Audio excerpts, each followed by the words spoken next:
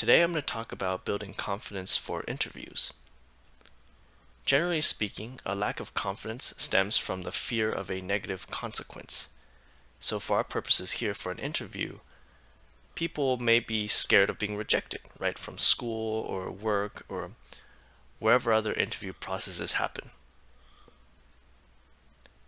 So a really good way to develop better confidence would be practice. But I'm not going to go into too much detail about this simply because you can find similar advice pretty much everywhere.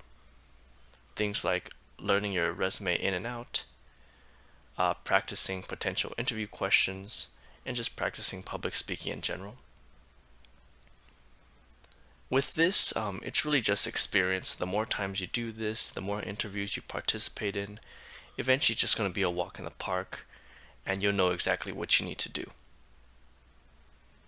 But I did want to point out another thing, which is mindset. What kind of mindset should you have when you're going into an interview? Well, in my opinion, you should try your best, of course, but you shouldn't worry too much about the outcome.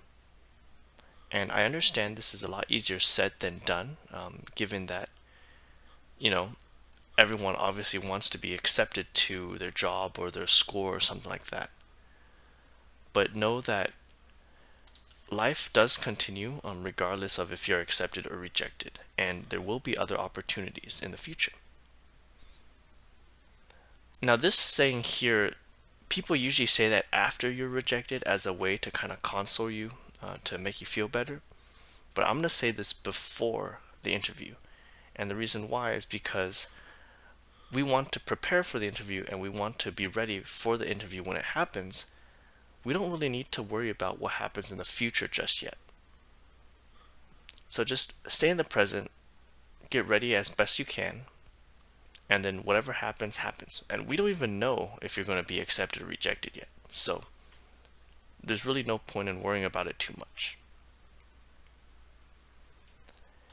And then, of course, during the interview, if you do mess up, simply pick back up and keep going.